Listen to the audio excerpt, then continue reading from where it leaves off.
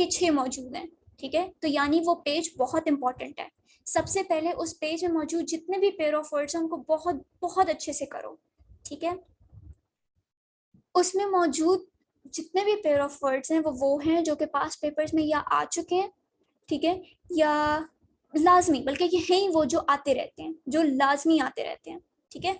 उनको करोगे तो आपके आराम से इस पेपर में मौजूद जो आएंगे पेयर ऑफ वर्ड्स आप उनको आराम से कर सकोगे, ठीक है।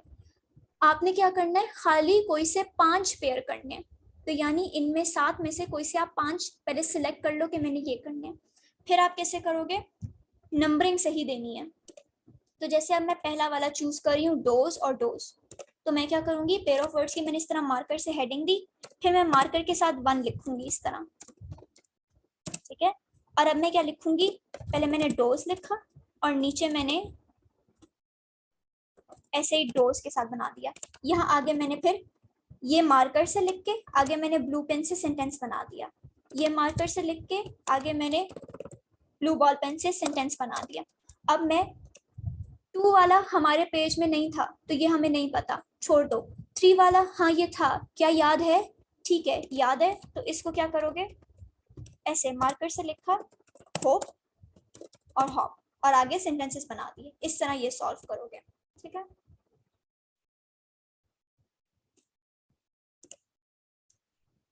अच्छा, ये तो हो गए आप लोगों के पेयर ऑफ वर्ड्स। अब इसको कैसे सॉल्व करना है, जो आप लोगों की जो स्टैंजा की एक्सप्लेनेशन है ना, उसके लिए मैंने आप लोगों के लिए यहाँ पे लिखे 10 मिनट्स, ठीक है। चूंकि इन दोनों चीज़ों को मैंने 20 मिनट ज़्यादा टाइम दिया हुआ है, आप लोगों ने कोशिश करनी है कि उन पे इतना ज़्यादा टाइम ना लगाओ, लेकिन उनका टाइम क्यों ज़्यादा लिखा हुआ है, क्योंकि उनके मार्क्स भी डबल हैं। किससे डबल है, इससे डबल है। तो खाली इसको 10 मिनट्स देना। इसको एक ऐसी चीज समझो जो कि मुश्किल है, लेकिन इस पे आप लोगों ने कंफ्यूज नहीं होना, इसके लिए अपना बाकी पूरा पेपर बर्बाद नहीं करना, ठीक है।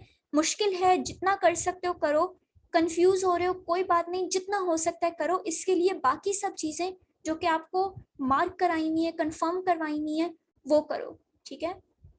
इस वाले को स्टैंजा एक्सप्लेनेशन को खाली 10 मिनट्स दो। पंक्चुएशन इतनी छोटी सी चीज है कि खाली आपके 5 मिनट्स लगेंगे अगर तो आपने चैप्टर गौर से पढ़ा हुआ है, और वो जो 4 चीजों, comma, full stop, quotation mark, ठीक है, इन सब के आपको रूल्स पता है, कैपिटलाइजेशन, ये सब आपको रूल्स पता है, तो आपका पंक्चुएशन आसान होगा। फिर अगर आप जब जैसे जैसे चैप्टर्स पढ़ोगे आपके लिए और आसान हो जाएगा। आखिरी चीज, पेयर ऑफ वर्ड्स, ये अगर उन्हीं पेजेस में से आप याद कर लो तो आपका वैसे ही बहुत आराम से हो जाएगा, क्योंकि आपने खाली 5 करने हैं, ठीक है। 10 मिनट्स आपके लिए इनफ होने चाहिए। लास्ट चीज आ जाती है जो आपका लास्ट क्वेश्चन होगा, question number 8, translation from chapters. उसमें आप क्या करोगे, खाली आप इस तरह हेडिंग लिख दोगे, ये सब करने के बाद क्वेश्चन नंबर 8 ट्रांसलेशन, बस। कोई जरूरत नहीं है इसमें से कुछ भी लिखने का, ये सब कुछ भी लिखने की जरूरत नहीं है, ठीक है। खाली आप क्या लिख दोगे, क्वेश्चन नंबर 8 ट्रांसलेशन, और अब आप यहाँ से अपना उर्दू का लिखना शुरू कर दोगे, बस। एज लॉन्ग एज आप ये 8 ठीक लिख रहे हो, बाकी कोई मसला नहीं, आपको कुछ उतारने की जरूरत नहीं है। बहुत दिल करे तो पहले के 2 लफ्ज आखिरी के 2 लफ्ज लिख लो, वरना कोई जरूरत नहीं है, ठीक है। और डायरेक्ट अपना उर्दू में आंसर शुरू कर दो। इसका हिंट ये है कि जैसे जैसे जहां पे जो चीज इस्तेमाल हुई भी है ना, यहाँ पे जैसे इन्वर्टेड कॉमर्स से पहली चीज इस्तेमाल हुई थी, आप भी सॉरी इन्वर्टेड कॉमर्स के भी, जैसे ये कोटेशन मार्क्स इस्तेमाल हुए में, आप भी उसी तरह कोटेशन मार्क्स वहां पे डालोगे। जहां पे फुल स्टॉप है आप भी वहीं पे डाल दोगे, ठीक है। जैसे जैसे आप उसको ट्रांसलेट करो, जैसे जैसे आपको समझ आ रही है उसको कैसे करना है। यहाँ पे एक्सक्लेमेशन मार्क है, जब आप ये वाली लाइन लिख लोगे तो आप वहीं पे आगे एक्सक्लेमेशन मार्क भी डालोगे, ठीक है। इसका एक हिंट यही है कि इसका पंक्चुएशन जो है वो इस तरह से ठीक रखना है, इसके मार्क्स ठीक रखने हैं। इसके लिए अपने पास मैंने 15 मिनट्स रखे हैं। बेशक इसके मार्क्स काफी ज्यादा हैं, ठीक है, लेकिन ये कोई ऐसी चीज है जो आप याद नहीं कर सकते, ये आपने वहीं पे अपनी सोच समझ के लिहाज से सॉल्व करने होंगे।